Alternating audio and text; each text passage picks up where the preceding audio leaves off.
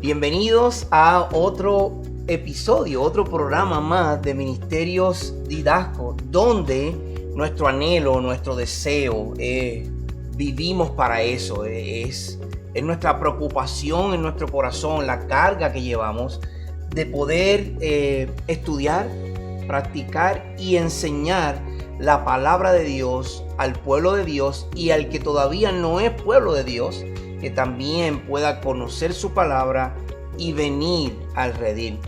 De nuevo, bienvenidos a otro episodio más en esta serie que hemos estado discutiendo en Ministerios Didasco sobre el hombre a imagen de Dios. Hoy vamos a estar hablando sobre la caída, lo que pasó allá en Génesis, lo que pasó al principio de toda la creación, de esa caída donde entró el pecado y comenzó a llegar la oscuridad al mundo en el que vivimos. Les saludo a su hermano en Cristo y amigo Ángel Colón, y como de costumbre me acompaña Sorismal Reyes. Hasta ahora hemos recogido un camino glorioso.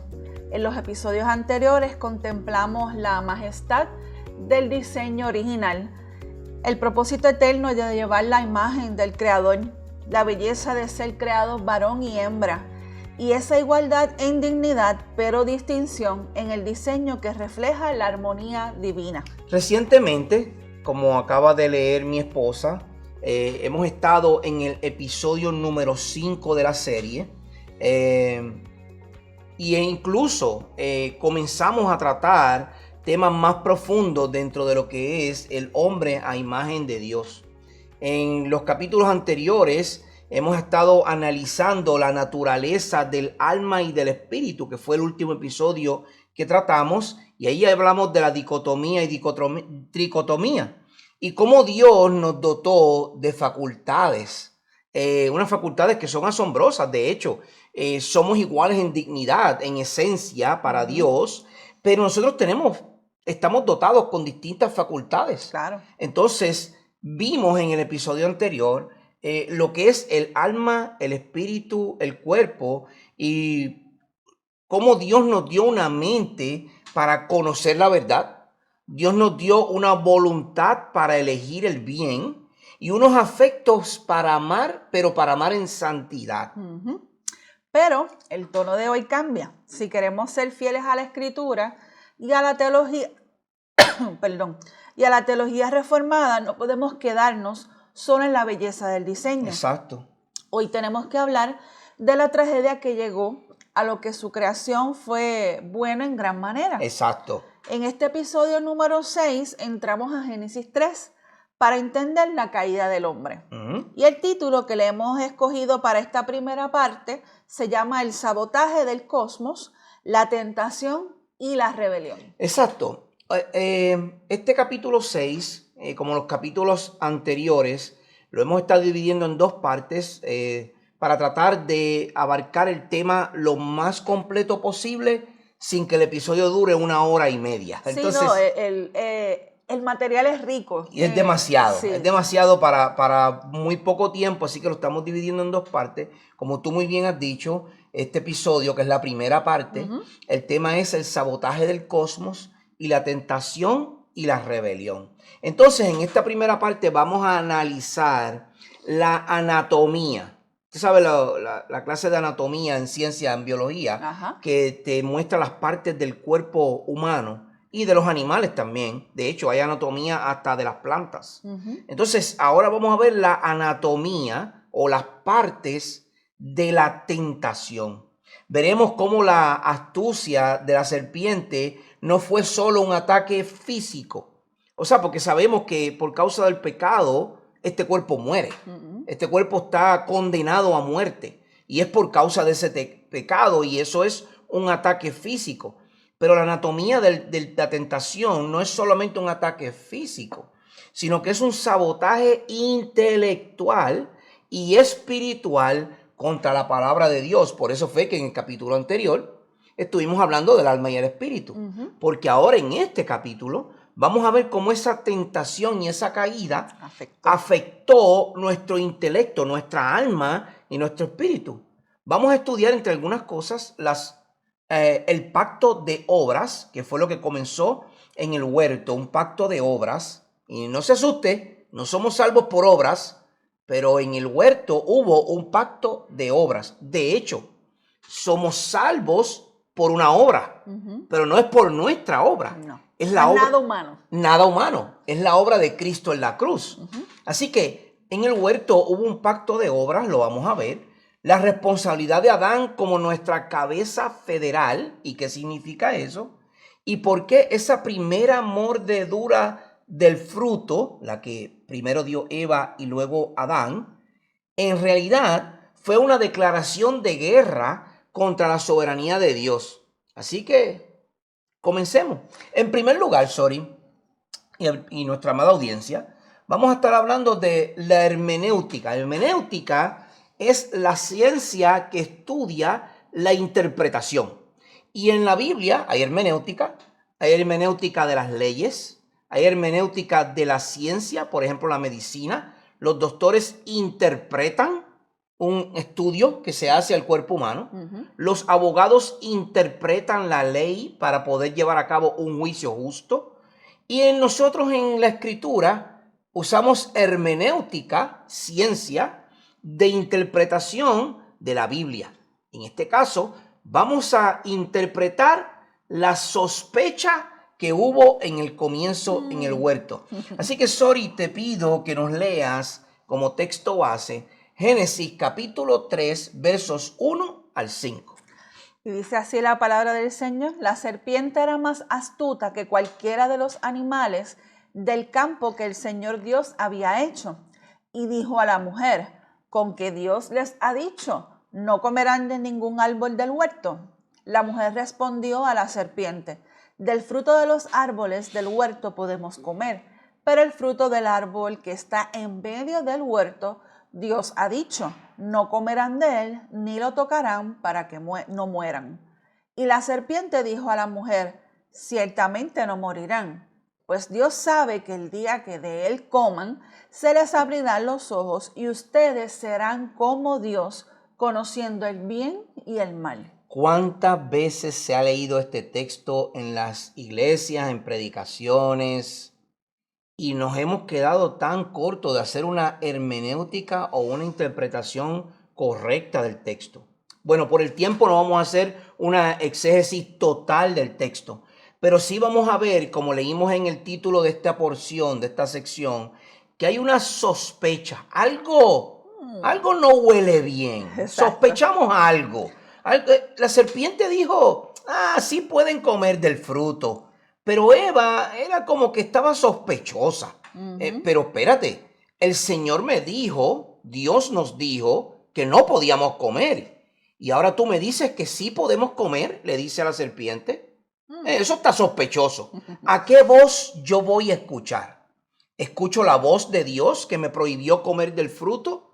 ¿O escucho la voz de la serpiente que dice, no va a pasar nada? Lo que pasa es que Dios sabe que si ustedes comen del fruto, serán como Él. Eso crea mucha sospecha. Claro. Bueno, pues eso es lo que queremos aprender con esta primera porción. Fíjense lo que la serpiente hace. La serpiente introduce en esta escena lo que los teólogos llaman la hermenéutica de la sospecha. Eso no es lo que hacen nuestros pensamientos con nosotros. Así que nos crea esa duda. Eso. Nos crea una sospecha. Sí, una duda. El Espíritu Santo te dice, no vayas por ahí, pero nuestra mente... Sientes el empujecito. Ese deseo de nuestro cuerpo Claro. Yo creo que el Espíritu Santo no está muy correcto. Yo creo que yo voy a ir. Hay una sospecha siempre, hay una guerra, hay una tensión en nuestras mentes, en nuestro intelecto, en nuestra voluntad, en nuestros afectos. Siempre hay una tensión y una guerra. Esa misma sospecha o esa misma duda que crea la serpiente a Eva es la misma que nuestra mente nos pone a nosotros. Hermano y amigo, cuidado. No siempre se trata de los demonios y Satanás tentándole. De hecho, ya ellos no tienen que hacer mucho con nosotros. De eso está puesto aquí. Nosotros como que ya caemos redonditos en nuestros propios pecados, ¿no? Eso es lo que dice Pablo, eso es lo que dice Santiago. Claro. Nuestra propia concupiscencia, nuestra propia mente desarrolla las ideas. Bueno, este ataque de la serpiente, esta sospecha, no es contra la existencia de Dios. La serpiente no está poniendo en duda que Dios existe, sino contra su bondad y contra su veracidad.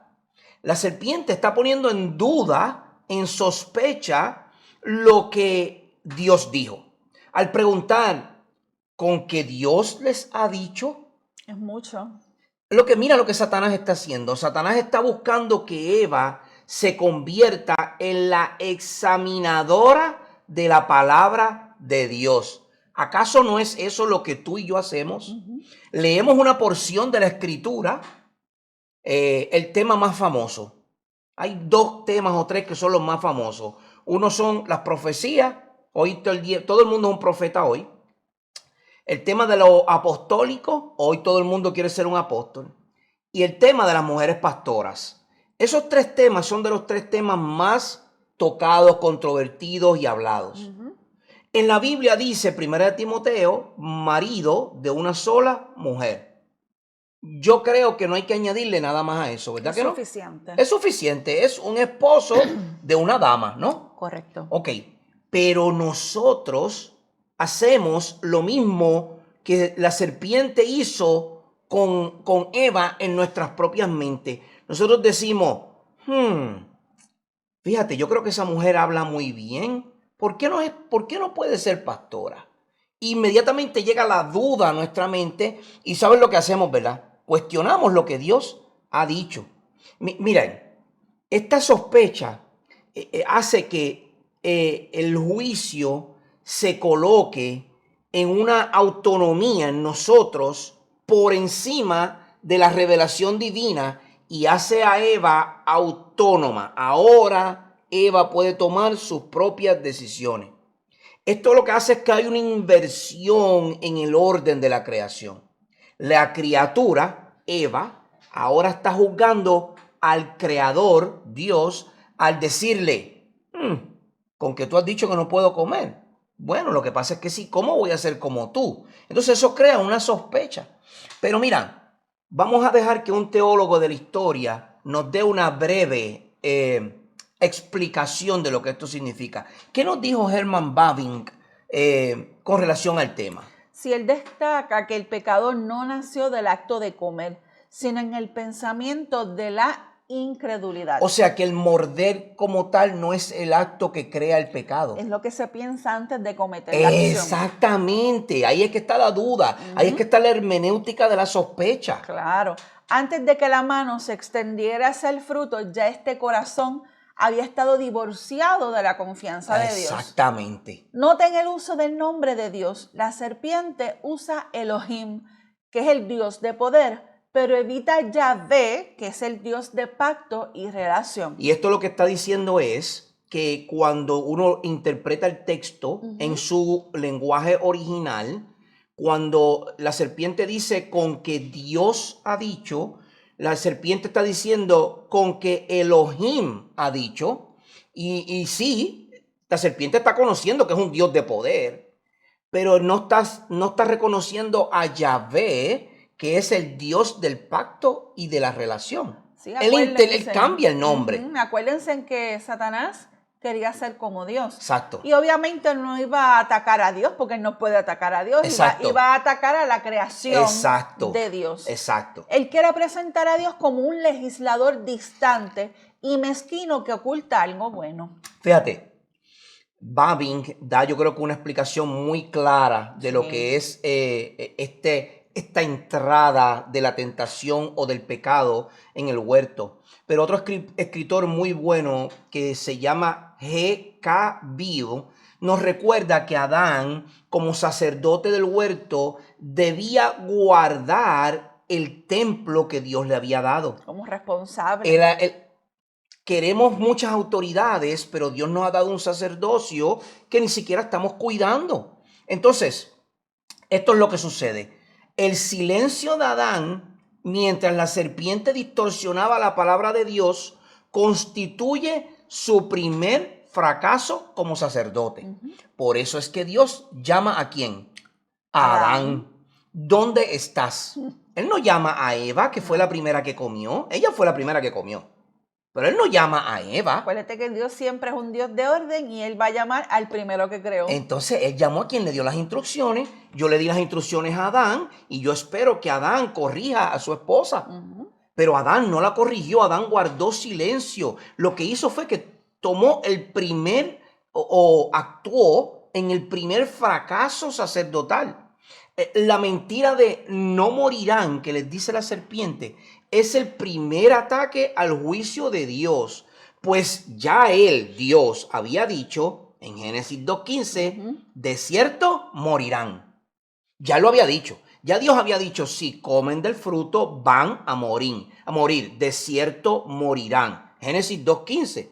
Y ahora cuando vamos a Génesis 3, ahora la serpiente le dice, no van a morir. De nuevo, está creando una sospecha. Hermano y amigo, lo que queremos llevar con esta lección es que nuestros pensamientos crean dudas en nosotros. Nuestro alrededor, con la gente que usted camina, con la gente que usted se junta, con la gente que usted comparte, crean sospechas en su interior. Si usted es un cristiano, si usted es un discípulo del Señor Jesucristo y usted está andando con gente que no es correcta, esa gente va a comenzar a sembrar dudas. Y nuestro corazón es muy pronto para desviarse. Es débil. ¿Verdad que sí? Claro. Es muy pronto para desviarse de la verdad. ¿Acaso no es lo que hablábamos anoche en el estudio bíblico? Correcto, sí. En segunda de Tesalonicenses, estábamos hablando de eso mismo. Las dudas. Las dudas. Pablo le está diciendo a la iglesia de Tesalónica, tengan cuidado, que no se desvíen, porque va a venir el hombre impío, el hombre de apostasía, y los va a sacudir, que no vayan a resbalar. Bueno, es lo mismo, la historia no ha cambiado. Nosotros tenemos que ser cuidadosos que nuestro pensamiento, nuestro ambiente y Satanás y sus demonios no nos creen una hermenéutica de la sospecha en nuestra mente. Miren, Satanás en esta escena sugiere que Dios es un mentiroso y que sus leyes no tienen consecuencias reales. No, tírate que está llanito, no va a pasar nada. No va a pasar nada, no te vas a pelar la rodilla ni nada, no va a pasar nada. Esta escena es el nacimiento de lo que hoy día se conoce como el humanismo secular. ¿Qué dice el humanismo secular? Tú puedes pecar porque no habrá ninguna consecuencia. Es decir, tú puedes serle infiel a tu esposa. Esposa, tú puedes ser infiel a tu esposo. Nadie se va a enterar nunca. Nunca. No hay consecuencias a ese pecado. Tomemos otro ejemplo. Tú te puedes dar unas cuantas copitas de vino. Tú te puedes dar unos cuantos traguitos. No te va a pasar nada. Después que lo hagas con moderación, hasta que te empiezas a rodear de gente que le gusta tomar mucho alcohol. Y poco a poco tu mente se va desviando y cuando no te has dado cuenta, ya estás tomando botellas completas de alcohol. Eso es lo triste porque no es que no lo hagamos. ¿A quién afecta? Al ser humano. Y lamentablemente es una tentación. Por lo tanto, tienes que ser bien cuidadoso con lo que, ¿verdad? Con lo que comemos, con lo que bebemos y todas esas cosas porque siempre va a haber una consecuencia si no tenemos el control. Exacto. La autoprotección de poder decir no. Exacto. Somos débiles. Somos débiles porque, como hablamos en los temas anteriores, hablamos de la mente, el alma, el cuerpo, espíritu, los afectos, la voluntad, son un todo. Aquí no hay separación de partes. No se puede separar, ¿no? ¿Verdad que no? Yo no puedo sacar mi mente a un lado y mi espíritu a otro mientras mi cuerpo va por otro lado. No. Todos son uno. Por eso dijimos, si usted es tricótomo, 3 partes, o dicótomo, 2 partes, es igual. Porque somos un uno para Dios. Dios nos creó del polvo y luego nos dio aliento de vida. Es una sola pieza. ¿Ok? Entonces, como muy bien tú dices, Sori, nuestro todo, nuestros afectos, nuestra voluntad, todo se afecta. Entonces, como tú muy bien dijiste, es difícil autocontrolarte. Entonces, rapidito te vas por la deriva. Por eso es que tenemos que ser muy cuidadosos, porque la sospecha, la duda, siempre va a estar en nuestras mentes. Siempre vamos a cuestionarlo todo. siempre vamos a tener dudas. Y si eso es así, imagínense cuánto más con relación a la palabra de Dios. Mucho más. Porque estamos hablando con un Dios que supuestamente, entre comillas, no podemos ver porque lo podemos ver en su palabra. Pero físicamente a Dios no lo podemos ver. Entonces, cuando se trata de eso, y es algo que tú no puedes ver, pues más dudas te causa. Claro. Entonces, seguir la palabra de Dios es un trabajo complejo, porque entonces nosotros creemos que podemos, pero las dudas siempre van a estar en nuestra cabeza. Y eso es lo que hizo la serpiente en el Génesis. Introdujo una duda, una sospecha. La serpiente no fue contra Dios, la serpiente fue contra la palabra de Dios. Como muy bien tú dijiste, la serpiente no puede contra Dios, ¿verdad que no? No, para nada. Pues entonces, ¿qué hizo? Atacó su palabra. Atacó su palabra. Entonces, eso crea una sospecha, eso crea una duda, y es lo que nosotros hacemos hoy día. Y eso nos lleva a nuestra segunda sección, que es ese pacto de obras del que hablamos y la cabeza federal. Entonces, Sori, vamos a utilizar dos textos aquí. El primero está un poquito antes de Génesis 3:15. Estamos en Génesis 2:16 al 17. Y el segundo, vamos a tomar la parte de este texto que se encuentra en Romanos, en el Nuevo Testamento, en el capítulo 5, verso 19. Queremos ver cómo la Escritura, en Génesis 2:16 al 17, nos apunta como una flecha hacia el nuevo pacto, donde entonces podemos ver ese cumplimiento en Romanos 5, verso 19. ¿Qué nos dice primeramente Génesis 2:16 al 17? Dice así: el Señor Dios ordenó al hombre: de todo árbol del huerto puedes comer libremente, pero del árbol del conocimiento del bien y del mal no comerás, porque el día que de él comas, ciertamente morirás. Hay una instrucción clara. Específica. Clara. ¿Ves? La serpiente ataca esa instrucción. La serpiente no ataca a Dios. La serpiente ataca la instrucción, su palabra. Nuestros pensamientos atacan exactamente eso mismo. La instrucción que Dios nos ha dado en su palabra. Sí. Entonces, marido de una sola mujer, no importa, puede ser una mujer. No puedes mentir, robar, matar. Una mentirita blanca no es nada, Dios no se va a molestar. Ve, inmediatamente señalamos la palabra, la atacamos. Sí, y buscamos una excusa para entonces refugiarnos en eso y decir, nada, no nos va a pasar nada. Exactamente. Pero mira cómo en Génesis 2 ese cumplimiento se ve en el nuevo pacto. En Romanos, el apóstol Pablo escribiéndole a la iglesia en Roma, en el capítulo 5, verso 19. Dice así: porque así como por la desobediencia de un solo hombre, los muchos fueron constituidos pecadores, y así también por la obediencia de uno solo, los muertos serán constituidos justos. Exactamente. Entonces, ven, Génesis 2 nos da una instrucción. Si comes, vas a morir. Y luego en Romanos, el apóstol Pablo confirma, enforza esa instrucción.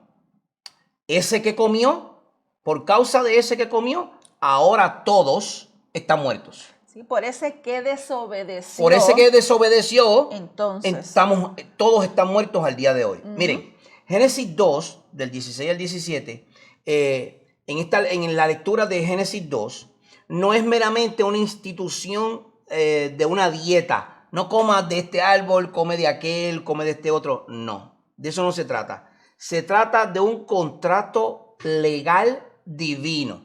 Esto es lo que se conoce como una obra de pacto. Por medio de estas instrucciones, Dios hace un pacto con el hombre. ¿Qué es el pacto? Un pacto de obra de ley. ¿Okay? Los elementos de este pacto están presentes en el texto. Miren, ¿quiénes son las partes del pacto? Para ver un pacto tiene que haber dos partes. Hay un pacto matrimonial. Correcto. Tú y yo, esposo y esposa, pacto matrimonial para toda la vida. Es cierto, ¿no? Sí. Buenas y malas, salud y enfermedad, todas las situaciones, ¿verdad? Ok, eso es un pacto. Pues tiene que haber dos partes para el pacto. Sí. En el pacto, en el huerto, las dos partes son Dios y el hombre, Adán. Esas son las únicas dos partes que había. La condición del pacto, la condición tuya y mía de esposos, es en salud, en enfermedad, en tristeza, en dolor, en alegría, en sufrimiento. Esa es la condición, hay unas condiciones. Claro. Bueno, la condición del pacto en el huerto entre Dios y el hombre es obediencia perfecta a la ley, no comerás. Esa era la ley. Está bien claro. Ese es el pacto, no comas de ese fruto. Es obediencia perfecta y obediencia personal.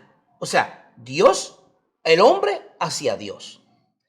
El otro elemento en este contrato legal entre Dios y el hombre es que hay una promesa implícita. La promesa Está implícita clarita. entre el matrimonio es: te amaré toda la vida.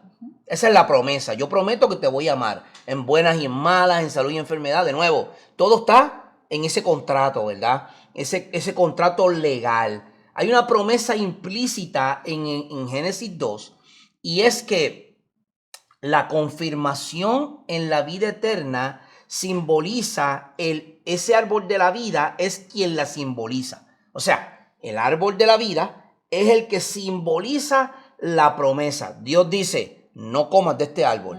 Si tú no comes de este árbol, yo te prometo que nada te va a pasar. Que no vas a morir. Vas a vivir eternamente. Y lo último que hay en estas condiciones o elementos es la sanción. ¿Cuál es la sanción?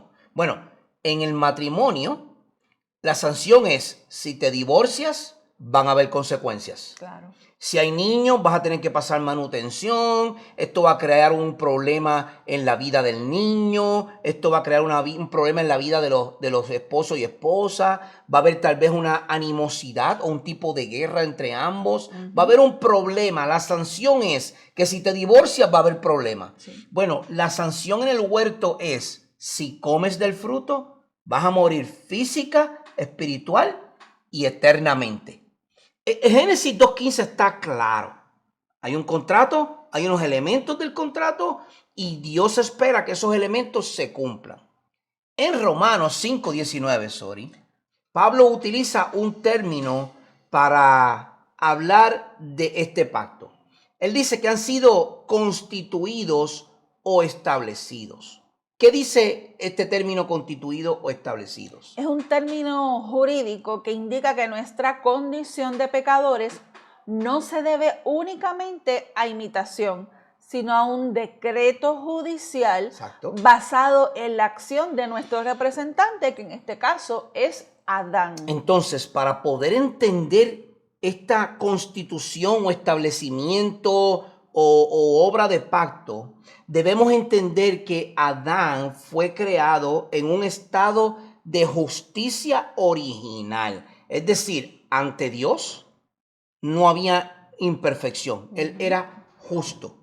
Él poseía, Adán, lo que Agustín de Hipona llamaba la capacidad de no pecar. Esa era la capacidad que Adán poseía. El escritor de teología sistemática, Louis Berkhoff, nos dice una explicación muy clara sobre esto. Si él argumenta que este pacto era una manifestación de la bondad de Dios. Correcto. Dios no estaba obligado a prometer la vida eterna a una criatura. Lo hizo por condescendencia voluntaria. Correcto. Yo lo digo por amor, porque es lo más simple y profundo que viene de parte de Dios. Antes de usar una palabra tan compleja. Claro. Sí, cierto, cierto. El árbol no era venenoso en sí mismo, sino era una prueba de lealtad. Ajá. Era la distinción entre la criatura que reconoce su dependencia y la que busca la autonomía. Si yo busco mi autonomía, yo voy a obedecer las leyes. El policía me va a detener en la carretera cuando yo voy a 80 millas por hora en una carretera rápida o vía rápida que lo máximo son 55 millas por hora, por lo menos aquí en Puerto Rico. Entonces, cuando el policía me detiene, él me va a decir: ibas a exceso de velocidad. En mi autonomía, yo voy a buscar defenderme de todas las maneras posibles. Vas a buscar siempre una excusa. ¿Verdad que sí? Claro. Tengo que ir al baño, tengo necesidad, tengo una emergencia, el estómago me comí algo con mucho pique, que ahora tengo que ir al baño y no, policía, si no me deja ir, yo me voy a hacer mis necesidades encima. Es una excusa. Es que usted no entiende, oficial, tengo a mi esposa bien enferma, yo tengo que llegar a mi casa. Son una excusa. Todas las anteriores y todas las posteriores son excusas que usted le va a dar al policía, porque usted es autónomo, usted no quiere obedecer la ley. Ahora, cuando usted quiere obedecer la ley, usted va a ser leal a la ley. Usted va a decir, no, oficial, tenía razón, tiene razón. No, podría darle muchas excusas, pero ninguna satisface porque serían mentiras. La realidad es que iba bien rápido. Pero ¿cuántos de nosotros hacemos eso? ¿Por qué? Porque buscamos nuestra autonomía y esa es la misma prueba que Dios, esa es la lealtad que Dios le demandaba de Adán. Dios demandaba de Adán que Adán no comiera del fruto, ese es el pacto. No comas, esa es la obra. La obra es no comer, eso es un acto, es un verbo, una acción. Exacto, no sí. voy a comer. Ahora, Herman Bavinck, nuevamente, añade que este pacto era el camino para que Adán pasara de una santidad posible a una santidad confirmada. Es decir, si Adán hubiese obedecido, la humanidad entera habría sido sellada en justicia para siempre. Pero Adán falló. Adán falló. Entonces aquí entra en juego el concepto de la cabeza federal. Correcto. La palabra federal proviene del latín que significa pacto. Exacto. Es una palabra del latín que en federal, en latín es foedus, y esa palabra, como tú muy bien has dicho, lo que significa es pacto. Adán no actuaba como un individuo privado en el huerto. Él tenía que actuar como un representante legal de toda la raza humana. Porque él había hecho un pacto con Dios. Dios había hecho un pacto con él. Sí. Él tenía que cumplir con ese pacto. Por eso es que él era la cabeza del pacto. La cabeza federal. Y Wayne Grudem, que es otro de nuestros autores que siempre estamos estudiando, explica que esto es similar a como un embajador firma un tratado en nombre de todo un país, que Correcto. es el representante, Correcto. como un padre de familia que asume una deuda que afecta a todos sus hijos. Correcto. Cuando Adán pecó, no cayó solo, él firmó nuestra caída. El representante federal o la cabeza del pacto, el embajador de Estados Unidos en Gran Bretaña, cuando está en Gran Bretaña, él firma un tratado de paz. Ese tratado de paz representa, o sea, el embajador representa a la nación americana completa, firmando ese tratado de paz. A todos los millones de habitantes de Estados Unidos, ese embajador los representa. El padre de familia, yo, voy y hago un préstamo de $25,000 que después no puedo pagar. Ese préstamo de $25,000 va a afectar a toda mi familia. Sí. Porque yo hice un pacto en el banco a nombre de mi familia que después yo no pude pagar. Yo rompí mi pacto de cabeza federal, de cabeza de pacto. La teología reformada, que es a la teología que nosotros nos adherimos, enseña la imputación de la culpa. Es decir, que el registro legal de Adán fue transferido a nosotros. Porque como él fue la cabeza federal, la cabeza del pacto, cuando él pecó, automáticamente todas las generaciones desde ahí en adelante también pecan. Entonces, no somos pecadores solo porque pecamos. Pecamos porque legalmente nacemos bajo el veredicto de culpa de nuestra cabeza federal. Ese fue Adán. Esto es lo que los puritanos llamaban nuestra unión representativa. Si rechazamos la justicia de que Adán nos represente en la caída, también tendríamos que rechazar la justicia de que Cristo nos represente en la redención. Voy a explicar esto de manera bien breve. Mire, hay denominaciones que piensan que el pecado de Adán no pasó a nosotros. Ese pecado de Adán, lo que conocemos como pecado original. Ese pecado, hay denominaciones que piensan que no pasó a nosotros. Si nosotros no tenemos el pecado de Adán, tampoco necesitamos a Cristo. Esa es la respuesta simple. Y si hubo un acto de llevar en contra de lo que Dios ha dicho, hay una consecuencia. Correcto. Y esa consecuencia Correcto. es transferirnos a nosotros esa culpa por el pecado, por la falta que cometió. Por eso es que estamos bajo ira. Por eso es que estamos bajo la ira de Dios. Por eso es que en Getsemaní Jesucristo dice que pase de mí esta copa. ¿Cuál copa? La misma copa que en el Antiguo Testamento Dios dice, derramaré mi copa de ira sobre ustedes. Sí, porque hemos sido rebeldes desde el principio. Correcto, correcto. Entonces, al estar bajo la ira de Dios, nosotros adquirimos ese pecado de Adán, nacemos con él y nacemos bajo la ira de Dios. No es sin que hasta que Jesucristo llega y toma nuestro lugar en la cruz, que toma la ira de Dios sobre él y ahora nosotros somos hechos justos gracias al justo. ¿Ok? Entonces, ¿qué nos dice otro teólogo que estudiamos que se llama Joel Beeke? ¿Qué nos dice con relación a esto? Él enfatiza que la doctrina del segundo Adán en Romanos 5, que es donde leímos al principio, en nuestro segundo punto, depende totalmente de la realidad del primer Adán. Correcto. Esto dice así: la gloria de nuestra salvación es que Cristo, actuando como nuestra nueva cabeza federal, o sea, una transferencia. Un nuevo pacto, una nueva cabeza de pacto. Exacto. O sea, las obras de Cristo. Porque Él es perfecto, Él es Dios. Correcto. Él cumplió a la perfección el pacto de obras que Adán rompió. Muy bien. Tiene que venir un sustituto perfecto. Puro, para que entonces pueda suceder esto. Exacto. Y entonces, Él obedeció donde Adán falló y su justicia nos es imputada del mismo modo en que la culpa de Adán nos fue cargada. Qué interesante. Esto es sencillo. Sustitución. Es sustitución. Vino uno que cometió una imperfección y tiene que venir un perfecto para entonces cumplir. Correcto. Louis Berkhoff en su teología sistemática dice que esto se le conoce como la expiación sustitutiva. Exacto. Expiación sustitutiva. Cristo sustituye nuestro lugar. Hay dos citas que le quiero leer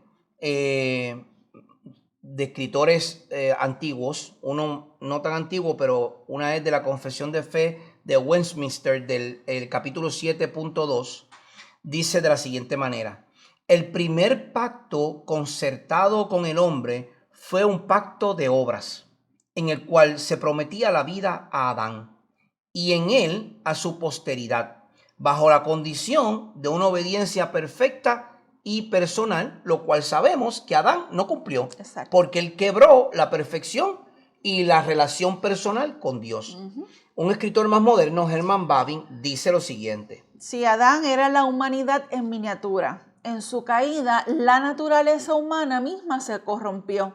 No heredamos solo un mal ejemplo, sino heredamos una naturaleza judicialmente condenada y moralmente muerta. El Evangelio de Juan, el capítulo 1, dice que en Cristo estaba la vida y la vida era la luz de los hombres. Amigo que me escucha, si tú no estás en Cristo, aunque estés vivo, estás muerto.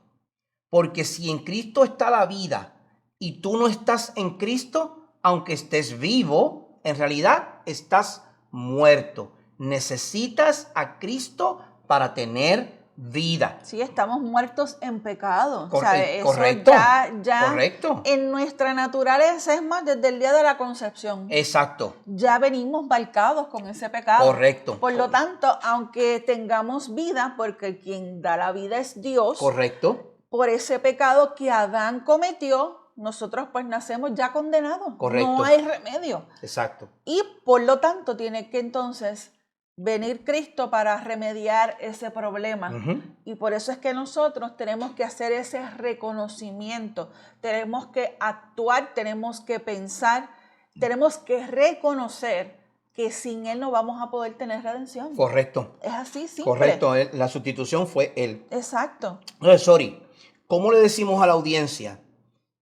¿Cómo aplicamos esto a la vida diaria nuestra? Esta obra de pactos, esta cabeza federal, esta sustitución de Cristo, ¿cómo lo aplicamos a la iglesia? Y la iglesia es el cuerpo de Cristo, pero también somos individualmente cada uno de nosotros. So, esto aplica a nosotros de manera individual y de manera colectiva. Correcto. Si esta aplicación es entender que la cabeza federal nos quita toda base para la queja. Yo no estuve ahí, ¿por qué tengo que pagar yo? Exacto, eso es lo que muchas personas dicen. Sí, porque obviamente en nuestra racionalización vamos a hacernos esas preguntas, nos vamos a cuestionar, pero si yo no estaba allí, ¿por qué me culpan a mí? ¿Por qué me culpan a mí? Correcto. La respuesta es esta, la respuesta es que Adán fue el representante más perfecto que pudimos tener hasta ese momento. Si cualquiera de nosotros hubiera estado allí en su lugar, ¿saben qué? Habríamos hecho lo mismo o incluso peor. Yo creo que me voy por la segunda. Hubiésemos hecho peor. No solo hubiésemos comido del fruto primero, sino que hubiésemos salido corriendo a comer del otro. No, que era el de la vida eterna. Y hubiésemos estado esclavizados eternamente al pecado. Bueno, no te preocupes. Yo te hubiese dicho un poquito más. Yo en mi mente hubiese dicho, bueno, voy a buscar algo donde... Una cesta. Para buscar más. Para llenarlo, ¿verdad? Para comérmelo después. Porque esa es nuestra mente. Claro. Comimos del fruto del bien y del mal, de la ciencia, del entendimiento, y conocimos quiénes éramos en ese momento, ¿verdad? En la parte pecadora, porque desobedecimos el pacto. Pero si Dios no nos saca del huerto, era peor, ¿sabes? Porque hubiésemos comido del fruto de la vida y hubiésemos estado eternamente en este yugo de pecado que vivimos hoy día. Sí. Pero esta doctrina nos lleva a lo que es una humildad absoluta. Nos hace reconocer que nuestro problema no es solo lo que hacemos, sino quiénes somos. ¿Quiénes somos? En relación con la ley de Dios. Exacto. Entonces, esto nos brinda, además de todo, esto nos brinda una seguridad inquebrantable. Miren, si mi salvación y tu salvación dependiera de nuestro propio cumplimiento de la obra de pacto, es decir, por mi propia obediencia, estaría perdido para siempre. Porque yo no jamás podría cumplir con las obras de la ley. Pero mi esperanza, hermano y amigo, descansa en que tengo una mejor cabeza federal, una mejor cabeza del pacto. Y eso está en el nuevo pacto. En Cristo el pacto ha sido cumplido. La iglesia no es un club de personas que intentan ser buenas. De hecho, la iglesia es un club de personas que todos son malos. Todos son pecadores, incluyéndome. Sino una asamblea de pecadores que han sido legalmente transferidos del reino de Adán al reino del Hijo y su amor eterno. Lo que nos lleva a nuestra última porción, que se trata de la anatomía de la rebelión. ¿Cómo fue que el hombre se rebeló? Génesis capítulo 3, verso 6, Sori, ¿qué nos dice?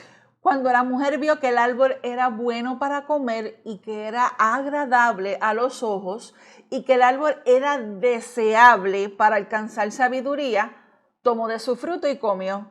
Y dio también a su marido para que estaba con ella y él comió.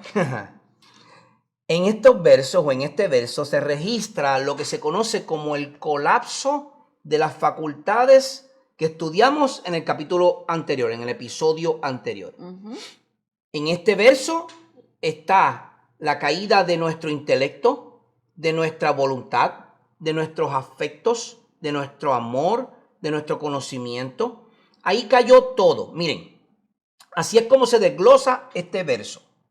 Primero, Eva vio. Luego Eva codició. Luego Eva tomó. Luego Eva comió. Y después Eva compartió. Esa es la anatomía de la caída. Esa es la anatomía de cómo entró la tentación. Satanás puso una sospecha en Eva. Él no hizo mucho, con que Dios ha dicho. Eso fue suficiente.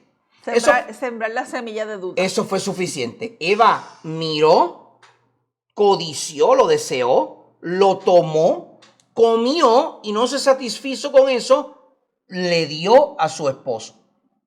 Juan muchos años después, en la primera carta del apóstol Juan, resume esta anatomía de la siguiente manera. Y esto lo puede encontrar en Primera de Juan, capítulo 2, verso 16. Esta es la anatomía de Génesis en el nuevo pacto. Escuche.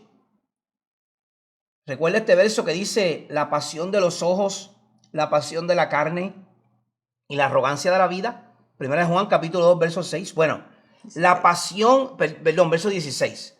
La pasión de la carne, bueno para comer, apelar a la necesidad física. La pasión de los ojos es agradable a nuestros ojos, apela a la estética y a la posesión. Y la arrogancia de la vida, que es deseable para alcanzar sabiduría. Eso apela a nuestra autonomía y al yo intelectual. Fíjate, aquí llegamos al epicentro de este desastre. Bavinck explica que el pecado comenzó con una apostasía intelectual. Antes de que el diente tocara la fruta, Eva tuvo que creer que la palabra de la serpiente era más confiable que la palabra de Dios. El pecado, Sori, no es solo desobediencia, es idolatría. Es colocar el propio juicio en el trono. Al desear esa sabiduría, el hombre no busca conocer más de Dios, sino ser como Dios. Es decir, convertirse en la fuente independiente de lo bueno y lo malo. Ahora yo soy el que dicta las instrucciones. Observen la inversión del orden de la creación señalada por J.K. Bill, que dice así: en el diseño original, Dios gobierna al hombre, el hombre gobierna a los animales y los animales están sujetos. En la caída, la jerarquía se invierte. El animal, serpiente, dirige al hombre y el hombre desafía a Dios. Es correcto. Wayne Grudem destaca un punto devastador. Adán estaba allí. El texto dice, dio también a su marido que estaba con ella.